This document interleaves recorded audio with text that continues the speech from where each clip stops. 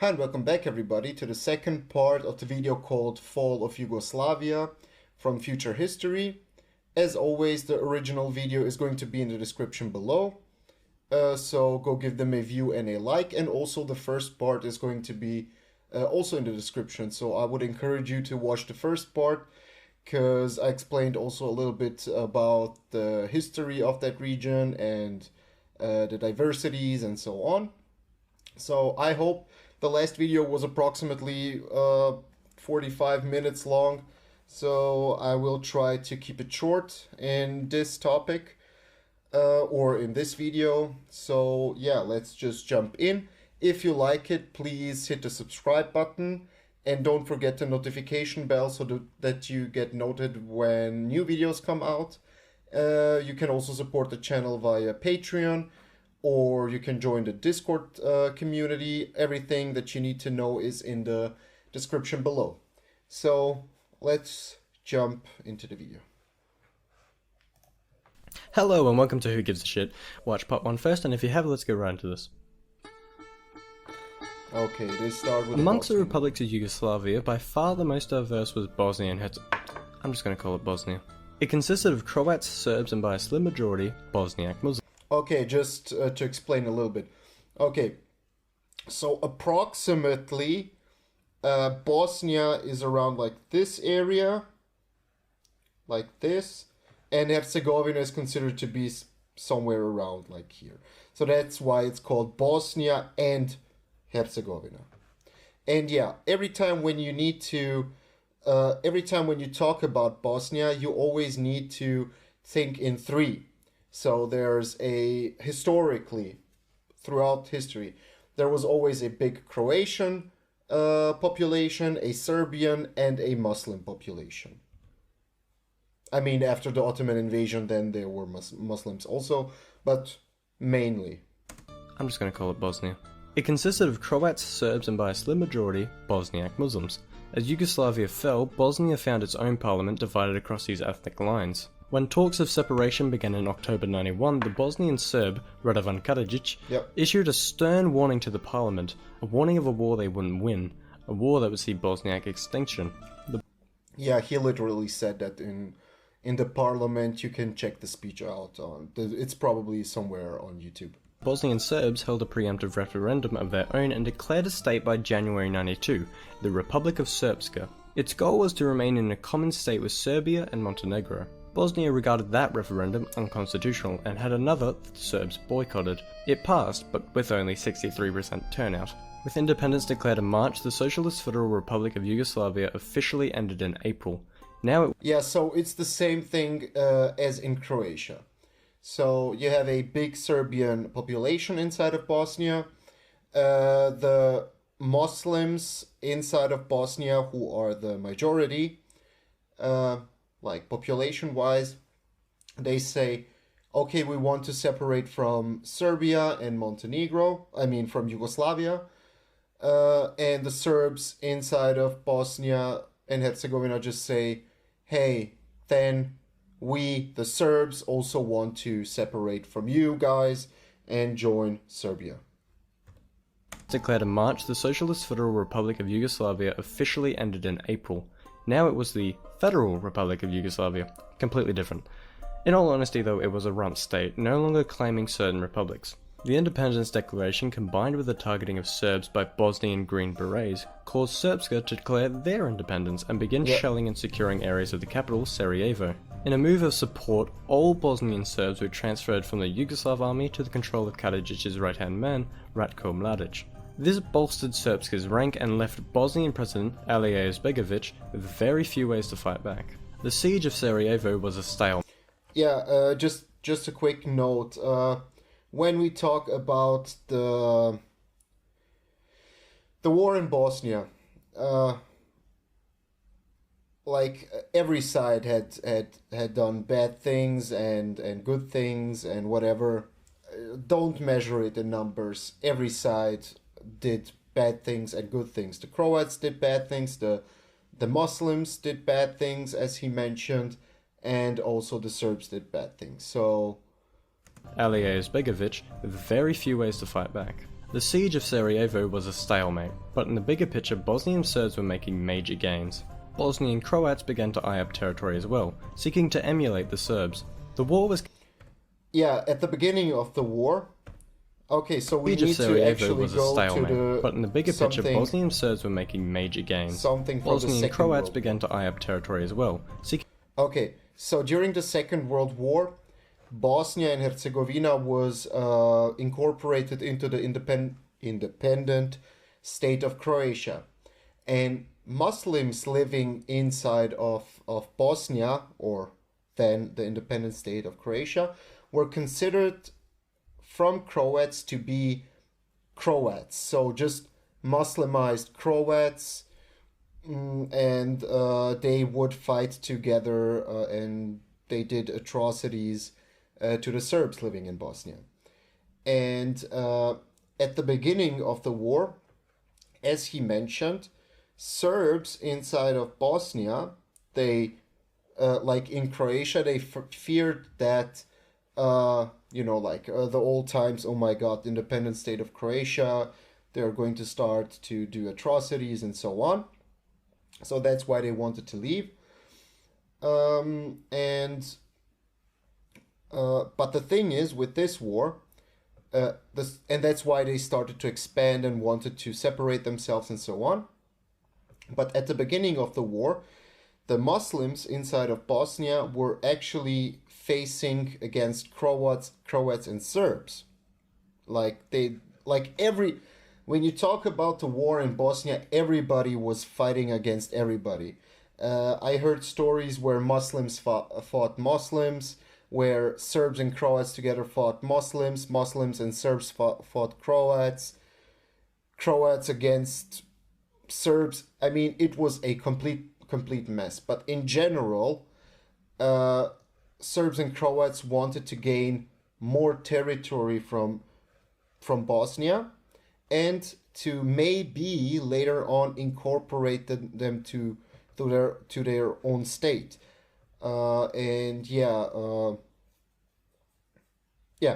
Just a quick note. So at the beginning, everybody was against everybody, but later on, Croats and Muslims would form an alliance against the Serbs. Seeking to emulate the Serbs. The war was characterized by brutality. Soldiers and civilians were targeted alike, as it was no war of armies, but ethnicities. Ethnic cleansing, prisoner abuse, and the massacres and mass rapes of civilians were committed by all sides. Try to excuse my lack of nuance here, I know you won't, but come on, please. The violence also drove certain people to radicalize. Serb and Croat identities became points of significance, and some former secular Bosniaks began to turn to jihad. The sheer spectacle of complete disregard of human life had shocked Europe. Yeah, one of the things that a lot of the people who lived in pre-war Yugoslavia mentioned a lot is that after the war and during the war and after the war, a lot of people started to more identify with their ethnicity, religion, and so on. So, let's say before that, inside of Yugoslavia, you wouldn't see a lot of people with like a cross necklace and so on, or Muslim or Orthodox Christian or Roman Catholic like symbols and so on. So, but during the war, people started to go back to their like religious symbols and so on. But of course, not every Bosniak was a mujahideen or whatever jihad guy, but some were radicalized, as some Serbs and also as some Croats. And so when UN General Filipe Morion arrived in the Bosnian enclave of Srebrenica in May 93, he was desperately pressured by the people of the town to pledge his protection, and so rather hastily pledged it. The UN would attempt to wheel this back a bit, pledging instead that they would deter attacks to selected Bosnian enclaves. Now with these inconvenient obligations, they felt they must put an end to the war. The Vance-Owen plan was proposed to divide Bosnia into ethnic provinces. The Bosnian Serbs would lose a fraction of its gains, however, it would solidify them. Karadzic did... Yeah, just put yourself in their perspective. Like, the international community isn't doing anything, practically anything, and you're gaining more and more territory, and why should you accept a plan that would cause you to lose the territories that you gained with the territory that you acquired with the military. Did not see it this way though, and rejected it, much to Milosevic's disapproval. Which is regardless, the Croats logic. would compromise when Tudjman made peace with Izetbegovic. Croatia needed the Western support. Bosnian Serbs continued to fight, but their blatant shelling of civilians in Sarajevo. Yeah, later on as I said, at the beginning everybody was against everybody, Croats against Muslim and so on. But later on, Tudjman, so the Croatian president, and Alija Izetbegovic, the Bosnian president, they agreed on a stalemate and later on an alliance, and they would fight against the Serbs together. The Western support. Bosnian Serbs continued to fight, but their blatant shelling of civilians in Sarajevo drew unwanted attention. In early '94, NATO demanded they withdraw their heavy weapons from the hills in 10 days. Not only did this irritate the Bosnian Serbs, but also Russia, who saw NATO as overlooking their assessment. Yeltsin would contact Karadzic asking that he accept the ultimatum, and in return Russian soldiers would enter the area. Karadzic quickly accepted. Mladic, however, took a petty revenge by attacking a UN safe area. The UN struck back with its first ever airstrike in history, and then Mladic took UN soldiers hostage. This was... Yeah, when we talk about the war, in a geopolitical term, and this is like an oversimplified version, the Vatican and Germany, they backed Croatia, the US backed the Muslims, the Bosniaks, and Russia backed the Serbs. So it's oversimplified. If I continue in that route, I'm going to need to explain it for, I don't know, half an hour. We're already. It was an epiphany to the Bosnian Serbs. They realized UN resolve was a bluff. They stormed Srebrenica in July '95, massacring the people as the UN did. Yeah, that's nothing. Maybe one of the most NATO knew it would have to reassert Western power and did so with very convincing airstrikes. Croatians too came out in force. A new proper army reclaimed lost territory and exiled.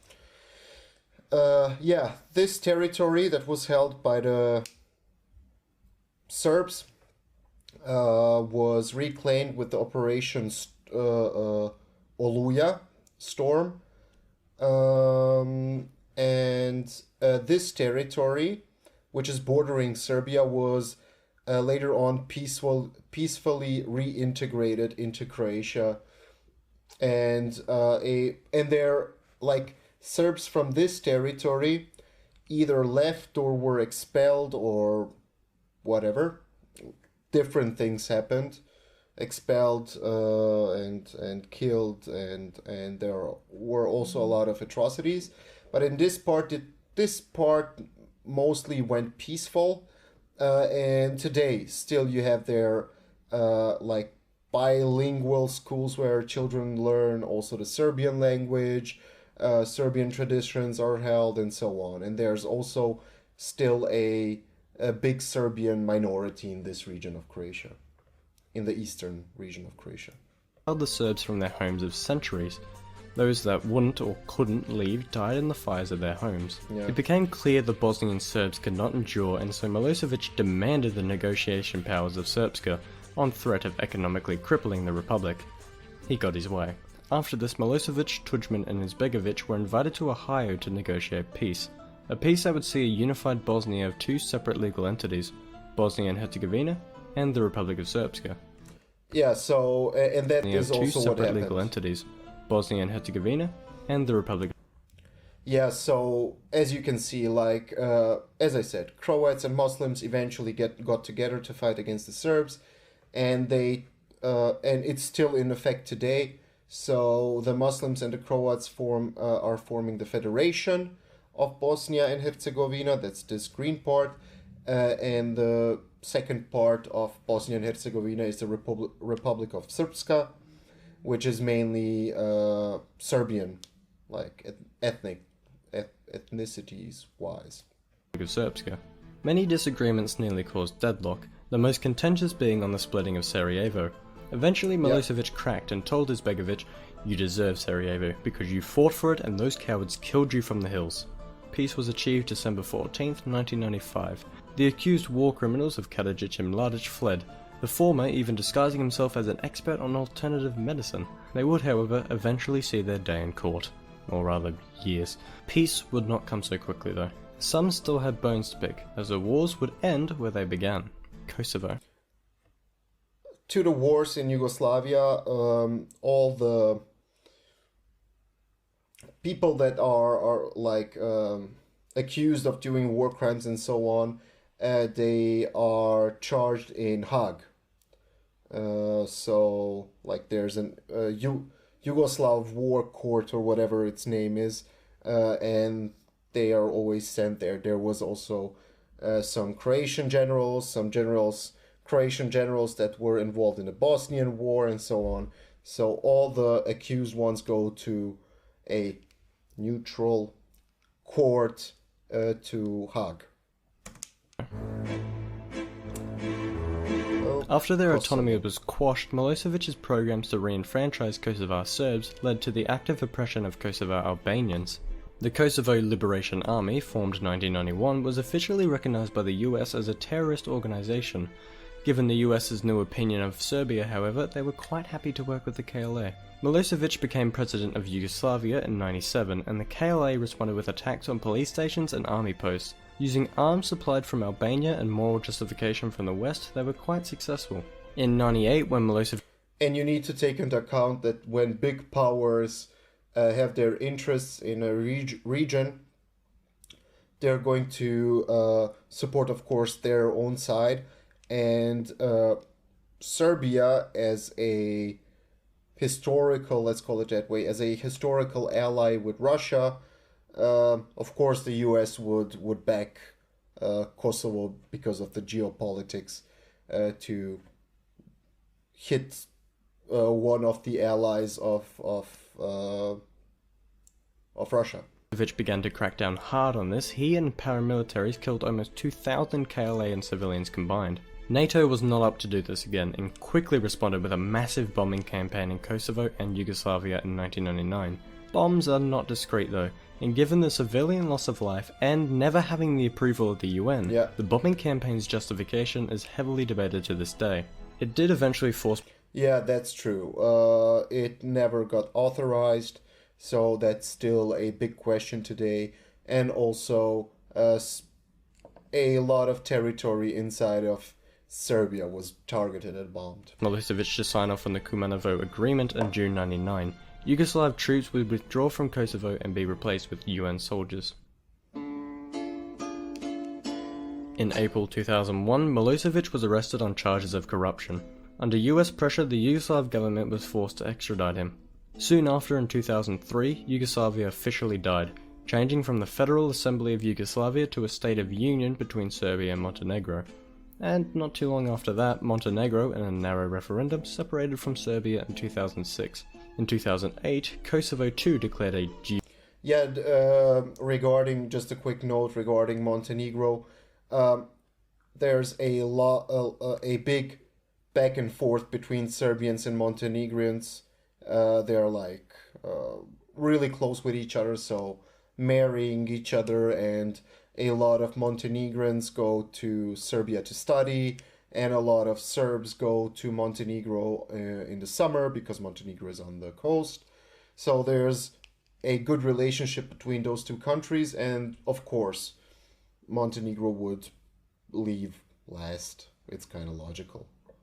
Separated from Serbia in 2006. And they have in also 2008, a big Serbian Kosovo minority. too declared a dubious independence. Currently contested, it could be the source of future conflict. Sure hope not though, I'd have to update this video. All in all, the former Yugoslavia has quite the well-earned legacy. Every time this video was suggested, it started its own mini shitstorm. Today, the 6 independent republics can be rather nice places to live, though the 7th, sometimes independent one is still fairly poor. The people that live there remain somewhat divided in opinion, from ultranationalists to owning a Tito body pillow, though I think all can agree the wars were pretty bad. It's a shame to have ended what was a fairly impressive country with genocide, massacres, rape, the unpleasant stuff, and that stuff is the stuff that sticks. In the end, after many lives were lost and many tales were created, we got a fairly decent meme out of it.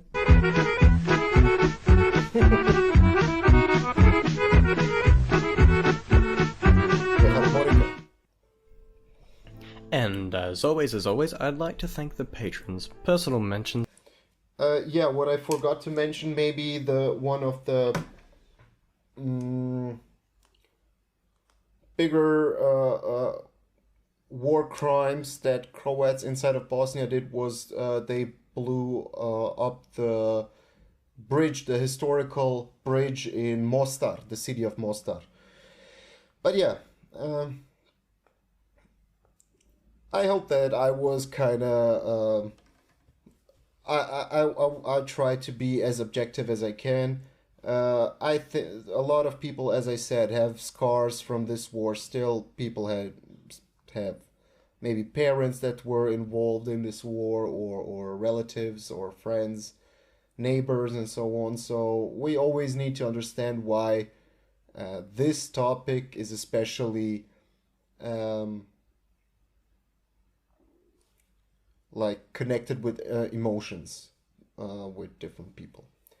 But yeah, I just hope that people get over it. The main problem is that either side, the Croats, the Bosnians, and the Serbs, every side. The main problem, from my opinion, is that those people who did bad things during the war, they weren't prosecuted properly. So I think that if and a big question is also finding the bodies of people who died. So archaeologists and people always stumble somewhere on a mass grave or graves and so on. So but I think that in today's world, let's call it that way, those countries are starting to more cooperate with each other, and from my experience, the youth kind of wants to get over it, just close the book, close the page on that side. And my kind of vision or hope is that, like, the Croats can go to Belgrade without any fear. I'm not saying that every Serb or every Croat or every Bosniak is a bad person, or that they are going to do something to another, but you always have idiots everywhere. So, but my hope is that, like, Croats can visit Petrovaradin or Novi Sad or Belgrade without a fear of being, hey, are you speaking Croatian? Or that Serbs can go to the Adriatic Sea in Dalmatia on the summer and just enjoy it without also getting like, hey, are you a Serb, and so on. So, yeah, I think that it's going to be possible in the near future, or at least I hope. So yeah, I hope that you enjoyed it. Once again, if you want to join the community, please hit the subscribe button and the notification bell so that you don't miss out future videos. So yeah, see ya.